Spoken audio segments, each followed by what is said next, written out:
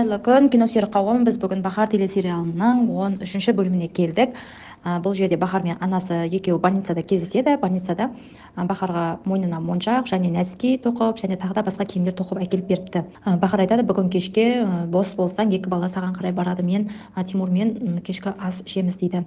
Ал анасы қуана келісіп, әрине үйге келсін, балалар біраз болды келмегеніне дейді. Одан кейін Бахар жұмысына қарай кетіп қалады. Бахар Тимурға звондап ренген менімен кездесейік деді деп өтірік айтады, және маған да кел деді деп рентгенге де дәл солай звондап шақырады. Бәрін Бахар звондайды. Сол кезде Тимур мен рентген кафеге келеді. Дәл сол уақытта Тимур да келеді. Тимур ойлайды, яғни Бахар мен рентген кездесейін деп жатыр екен деп, ол да жетіп барады. Бірақ ол жерде Бахар жоқ, рентген ғана отырады.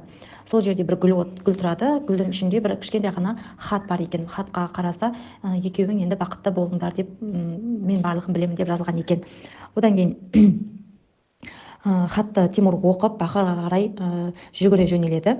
Бахарға қайта звондайды. Бахар телефонды алмайды. Ал Бахар болса үйіндегі бүкіл естеліктерді, өзінің үйленгенде киген аппақ көйлегін, бүкіл жастық шағындағы фотоларын барлығын жинап теріп өртейін деп жатады. Барлығын далаға шығарып, фотоларын барлығын ортаға жинайды. Хаттарды баяғыдағы жастық шақтағы барлығын жинап ортаға үйіп қояды. Тимур дәл сол уақытта машинадан түсіп келеді. Сол кезде Бахар жаңағы суреттерін барлығын және өзінің той көйлегін өртеп жібереді. Тимур келгеннен кейін чемоданды алып кетіп қалады. Сол кезде айтады, мен енді жаңа өмір бастаймын, және барлығы да жаңа өмір бастай алады дейді. Одан кейін Чағла келіп осы Бахарды алып келеді. Машинаға отырайын деп жатқан кезде, Бахар Чағланың машинасына отырайын деп жатқан кезде, машинасының есігін аша алмайды. Бірақ Чағла көмектесіп ашып, артындағы бүкіл чемоданды машинаның артына салады. Отырып кетіп қалады. Сол кезде айтады Чағла, кешірші, енді Бахар айтады, маған келгеннің барлығы осындай істемей қалады, дұрыс болмай қалады. Мынау да дұрыс ашылмай қалды ғой, әшейінде ашылатын деп жынданады. Сол кезде Чағла айтады, кешірші достым, сен әдемі кетіп қалмадың оның көз алдында. Бір 3 минуттың ішінде кетіп қалу керек еді. Анау чық еткізіп ашылып, есікті жауып, тарс еткізіп кетіп қалу керек еді көз алдында. Бұл болмай қалды, ондай сәт сыйлай алмағаныма кешірші дейді. Одан кейін Бахар мен Чағла екеуі кафеге, бәрін ұмытайық деп кафеге барады. Ол кафе баяғы осы Тимур мен Бахар екеуі ең алғаш кездескен сәттері, ең алғашқы кездескен кафесі еді, алғаш танысқан сәт еді. Өзі ішімдік ішіп отырады. Сол кезде анасы келеді, анасына айтады, сен не істеп отырсың бұлай дейді. Сол кезде Тимур айтады, мен Бахар барлығын білді, үйден чемоданды алып үйден кетіп қалды дейді. Сол кезде анасы айғайлайды, сен неге олай жасадың? Бахардың артынан бармайсың ба? Кешірім сұра, үстінен камаз гүл төгесің ба? Әлде басқа елге қыдатасың ба? Әйтеуір Бахарды үйге алып кел. Бахар үйден кете білесің ба? Енді ол біз үйде жалаң аяқ қаламыз. Бұл үйде барлығы да осы Бахардың атында емес па? Деп Бахар анасы Тимурға айғайлайды. Келесі күн больницада өтеді таң азанымен. Ол жерде Серен бар, Дорук бар, және тағы да басқа Азиз бар, тағы да басқа достар бар. Барлығы ауылға өз еріктерімен практика, яғни практика емес, ауылдағы ауыратын әжелер, ауылдағы ауыратын адамдарға көмектесу ретінде барлығы бара жатыр еді. Сол жерде осы жастардың барлығы барады, және Реха дәрігер де өзде бүкіл дәрігер врач барлығы осы ауылға бармақшы болады. Одан кейін Бахар адвокатына барады. Адвокатқа барып айтады, осындай мен ажырасуға бел байладым, бірге 25 жыл отастық, және біздің 2 баламыз бар дейді. Сол кезде адвокат айтады, бұл енді қиын сәт. Не үшін десеңіз, бұл жерде 1-2 жыл ғана емес, 25 жыл, және сіздердің балаларыңыз өте үлкен, және сіздің күйеуіңіз осы уақыт бойы сізді көзіңізді бақырайтып тұрып алдап келген. Ал төртінші жағдай, сіздің күйеуіңіз де ажырасам деп отырған жоқ, ажырасқысы келмейді. Бұл іс қиынға соғады дейді. Енді Бахар барлығына жауап береді. Осымен адвокаттың ісі аяқталады. Одан кейін Тимур жұмысқа келеді. Жұмысқа келсе, Азиз баласы алдынан шығады. Азизға айтады, мен анаң барлығын біліп қойды, кеше үйден кетіп қалды дейді. Сол кезде Азиз ораз айтады, сіз өзіңіз айттыңыз ба дейді. Сол кезде жоқ, мен айтқан жоқпын, аузымнан да шыққан жоқ. Біз әдемі кеш ұйымдастырмақшы едік, бірақ ол анаңның өзінің ұйымдастырған, ол барлығын баяғыдан біледі екен дейді. Одан кейін Бахар жұмысқа келеді. Рентгеннің бөлмесіне, рентген сабақ өтіп жатады. Сол кезде бөлмесіне есікті ұрмай кіріп, рентген менің артымнан жүр дейді. Сол кезде рентген бір сөз айтпақшы болады, бірақ аузын Бахар жауып тастайды. Рентгеннің бөлмесіне келеді. Рентгенге айтады, Тимурға звондап осы жерге келсін дейді. Рентген Тимурға звондап осы бөлмеге келуін сұрайды. Ал Тимур болса осы бөлмеге келеді. Сол кезде Бахар отыр екен. Бахар айтады, мен сендерді барлығын білемін, және мен осы больницаға жұмысқа тұрған кезімде де сендер мені екеуің бірге барынша больницадан шығармақшы болдыңдар. Мені барлығын білмейді деп ойлап келдіңдер, мен барлығын біліп жүрдім, мен барлығын сезіп жүрдім дейді. Және мен үндемей кетіп қалатын едім. Бұл жерде менің баламның абыройы бар. Бұл больницада менің балам жұмыс жасайды. Ертең тағы да біреу біліп қалып жатса, баламның, Азиз Ораздың абыройы түседі. Сондықтан рентген сен осы жұмыстан шығасың, сенің дипломың бар, және профессорсың, любой больница сені қабылдайды дейді. Ал Тимур, сен болсаң, мен саған әлі ешқандай шешім қабылдаған жоқпын, бірақ менің көзіме көрінуші болма деп Бахар жынданып сөйлейді.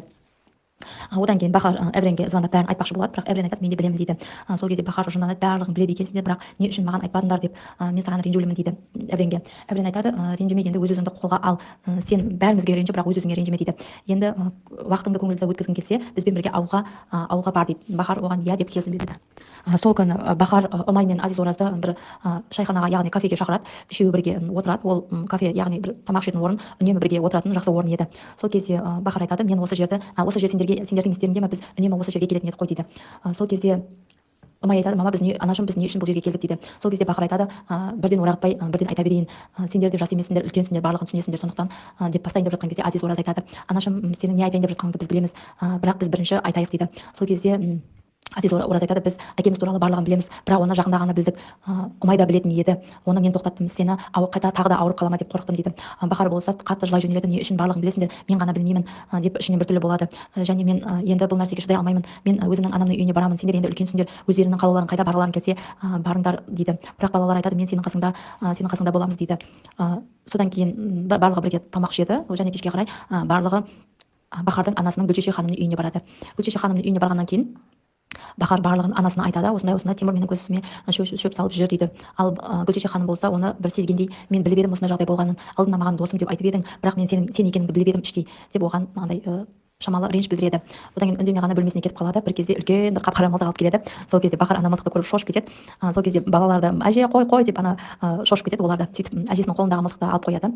Одан кейін Чағла бахарға звондайды. Бахар болған жағдайдың барлығын айтады және бахар айтады менің анам қатырады, өзі күлдіргі және анам үлкен бір атасынан қалған мылтығы бар екен, соны алып келе жатыр деп екеуі бірге күледі. Сол кезде Чағла ханым айтады мен сендермен бірге ауылға баратын болдым дейді. Сол кезде бахар айтады сен не үшін барасың, біздің больницада жұмыс жасамайсың ғой дейді. Сол кезде Чағла айтады мені Реха дәрігер өзі тауып алып маған жазды, барасың ба деп өтініш айтты дейді. Сол кезде бахар қатты қуанады, жақсы болды ғой екеуміздің бірге баратынымыз деп жауап береді. Енді барлығы бірге ауылға барады, барлығы танысады. Енді ауылда барлығында ауыратын әжелер, аталар және аяғы ауыр әйелдер бар еді. Сол жерде ауылға кеткеннен кейін бахардың анасы Гүлшеше ханым, яғни құдағайының үйіне барады. Есікті тарс-тарс еткізіп ұрып, есігін бұзбақшы болады. Сол кезде есікті ашады. Құдағай екеуі біраз сөйлеседі. Сол кезде айтады мен де Тимурға балама ашуланып тұрмын, осыншама уақыт қалай олай жасаған еді, мен келініме жақпын дейді. Сол кезде Гүлшеше ханым таңғалады, сен қалай оған жақсың дейді. Мен де анамын, мен де әйелмін, мен барлығын білемін дейді. Бірақ бахардың істеп жатқаны қате, ол не үшін ажырасу керек? Мен барлығына келісемін, Тимурды артынан жүгіртсін, Тимурды жазаласын, бірақ ажыраспасын. Осыншама уақыт, 25 жыл сонда уақыты босқа кеткеніме, үлкен баласы болса үйленбекші, ал қызы болса оқуға түспекші. Осындай жасқа келгенде қалай қиын емес па? Біздің де басымыздан сондай жағдай өткен жоқ па? Бірақ біз ажырастық па деп Гүлшеше ханымға өзіне бас салады. Гүлшеше ханым сол уақытта андай ойланып қалады, бірақ айтады мен бахар не істесе де, не қойса да, қандай шешімге келсе де мен келісемін дейді. Одан кейін есікті тарс жауып кетіп қалады. Сонымен осы кино аяқталады. Осымен егер де кино ұнаса лайк басып, лайк тіркеліп кетіңіздер.